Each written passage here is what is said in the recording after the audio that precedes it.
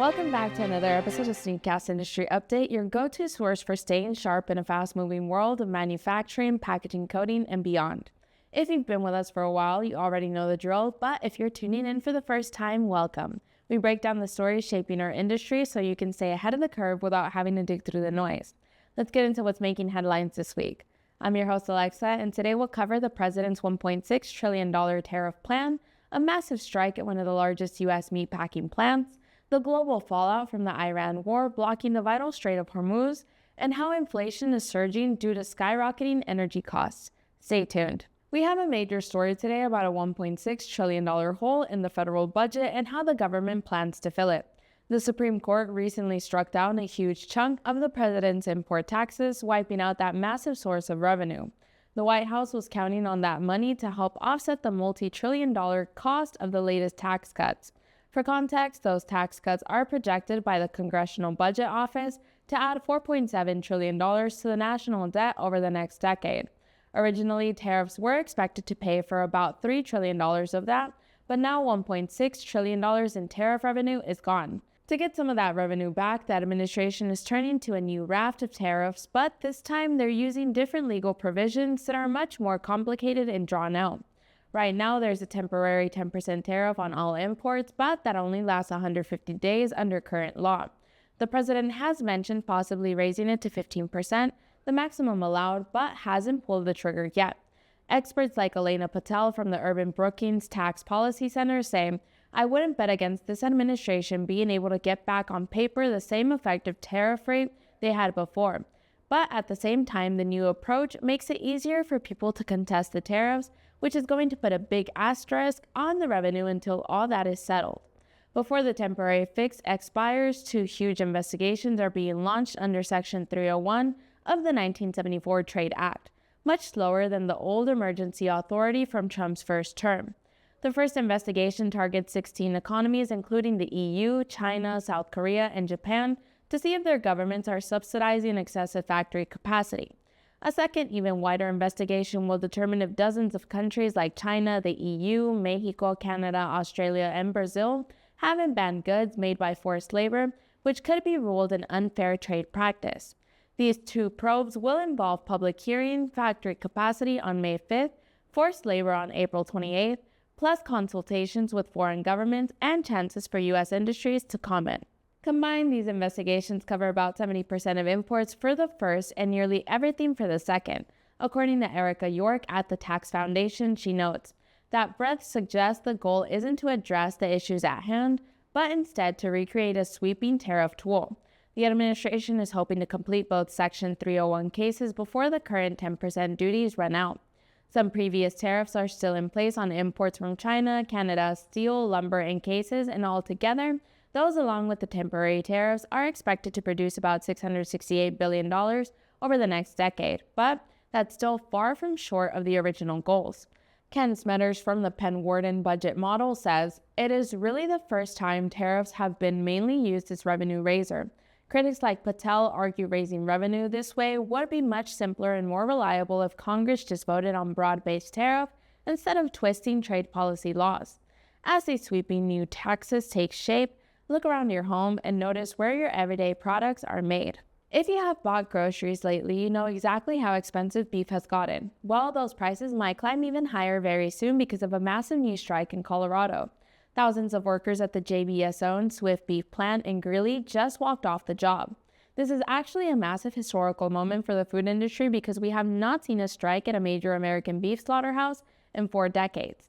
The last one was back in 1985 at a Hormel plant in Minnesota and lasted over a year. The number behind the walkout is truly staggering, seeing as though 95% of the plant's 3,800 union workers voted to strike.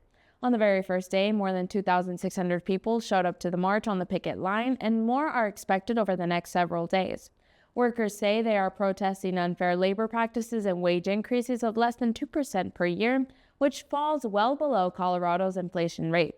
Union leaders also claim that in many cases, workers had to pay $1,100 or more out of their own pockets just for personal protective equipment. For its part, JBS completely denies breaking any labor laws and insists their contract offer is fair. The company says it will try to keep things running by shifting production to other facilities, but hasn't said exactly how many workers crossed the picket line. But this strike is hitting the market at a really sensitive time. Right now, the United States is facing a 75-year low in cattle numbers, just 86.2 million cattle in the national herd as of January, which is down 1% from last year. Because of this shortage, the price of ground beef has already more than doubled over the last 2 decades, jumping from $2.55 to $6.07 per pound, according to the Bureau of Labor Statistics. The soaring cost even caught the attention of President Trump, who is calling for a federal investigation into whether foreign-owned companies are driving up our beef prices and pointed to his tariffs on Brazil, a major exporter, as part of the issue. This specific Greeley plant is a huge piece of the puzzle, handling about 6% of all American beef processing capacity and serving as the largest employer in the city of Greeley, which has a population of about 114,000 people. If the standoff drags on, local feedlots will have to hold on to their cattle longer, which costs more money to feed them and puts even more pressures on prices. That extra cost almost always gets passed right down to the consumer. So the next time you pick up a package of ground beef for family dinner, think about the complex chain of events bringing it to your table. Have you noticed how much more it costs to fill up your gas tank lately? A big reason for those higher prices is the war in Iran, which has effectively closed the Strait of Hormuz, the world's most critical choke point for oil and gas shipments. The strait sits off Iran's coast and, now blocked by conflict, is causing a ripple effect that governments all over the globe are scrambling to address. French President Emmanuel Macron is out front on the issue, leading an international plan to reopen the passage when circumstances permit. Macron's idea: deploy warships to escort tankers and container ships once fighting dies down. But experts with real experience say just sending ships in now would be, in their words, suicidal. Retired French Vice Admiral Pascal Assour puts it bluntly: sending warships or civilian vessels into the Strait of Hormuz would be suicidal. He explains that even after a ceasefire, the hazards will go from suicidal to simple dangerous. Only then could military escorts start guiding commercial traffic. Naval crews in the area already know what a challenge this is. French, British, American, and others have been battling off Houthi missiles and drone attacks in the Red Sea. The skills honed in those battles are vital, but even those missions don't stack up to what Iran brings to the table. Iran's arsenal includes anti-ship cruise missiles developed from Chinese models, naval mines, longer-range missiles, fast attack boats, and drones, all covering the full approach to Hormuz. Vice Admiral Michel O'Hagery, another French military expert, says the risks here are much greater than what navies managed in the Red Sea. Before the heat can decrease, offensive installations on land in Iran would have to be eliminated. There would need to be constant monitoring, patrols, extremely close surveillance, and a very high level of intelligence to be able to say that it would be possible to allow tankers to transit even with military escorts.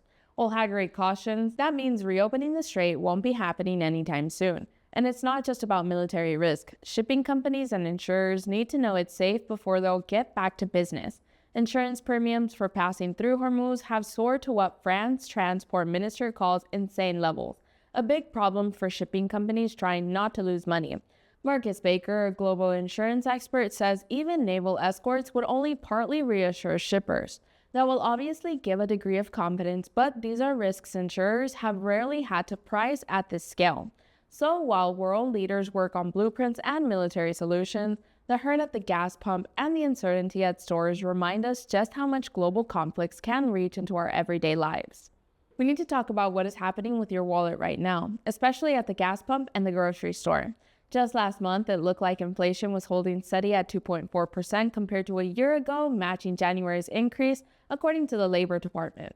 Core prices, which don't include food or energy, rose 2.5%, the lowest increase in 5 years, but still above the Federal Reserve's 2% target.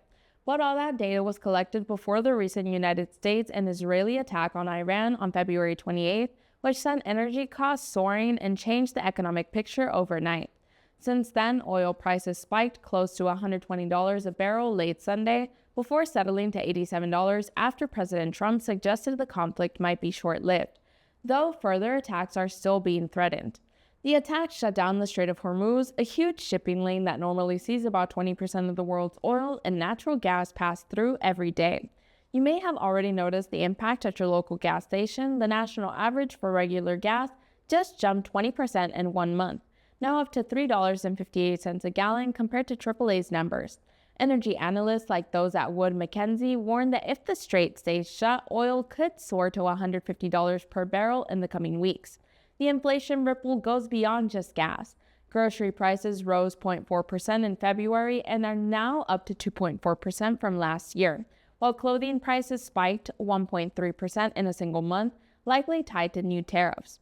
For business owners like Isaac Lee Collins, rising gas prices and a 15 to 20% jump in costs for imported goods like French chocolate have become just another surcharge that we're going to get hit with. Supermarket CEO Stu Leonard Jr. says suppliers are already warning him about price hikes. Rental inflation slowed to just 0.1% monthly increase, the smallest in 5 years. New car prices were flat and used car prices actually fell 0.4%.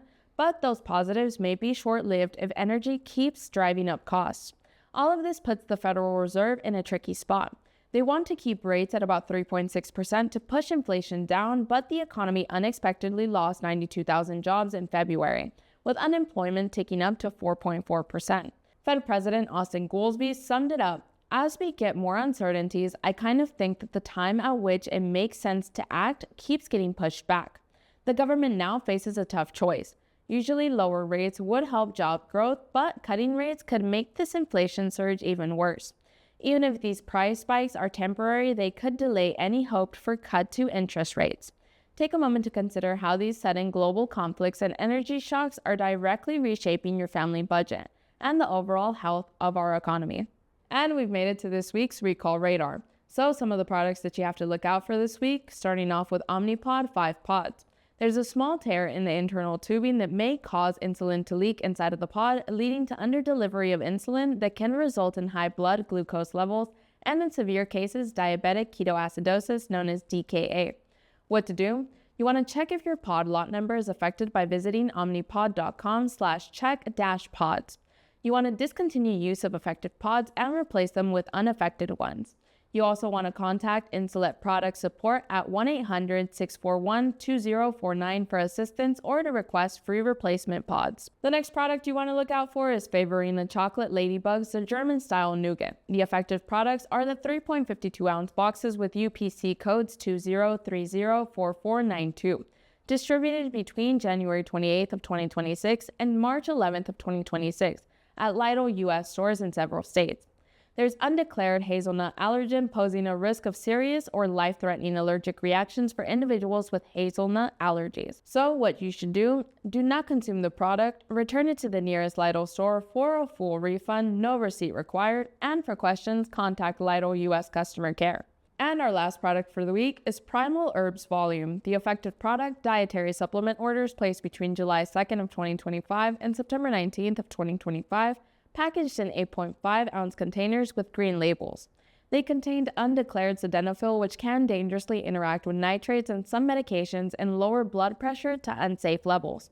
So what to do if you have the affected product? You want to stop using the product immediately. Contact Primal Herbs at hello@primalherbs.com or 856-420-6117 with your order number for a replacement or store credit. Consult a healthcare provider if you experience any adverse effects. This episode of Industry Update was brought to you by our SNEED-CAST Freedom 44, a revolutionary case coder with 4 independent printheads for multi-sided printing. It handles barcodes, logos, day codes, and more on 2 sides of boxes with precision and efficiency. Each printhead operates independently, producing up to 16 lines of text, streamlining your production line while reducing manual labor. With the Freedom 44, your packaging is always professional, clear, and compliant. That's it for this week's episode of SNEED-CAST Industry Update, but the conversation doesn't stop here. Make sure to like, comment, and subscribe, and don't forget to hit the notification bell down below so you never miss an update. We also want to hear from you, so drop a comment and let us know what topics you'd like to see us dive into next. Until then, stay curious, stay informed, and we'll catch you in on the next one. Bye, everyone.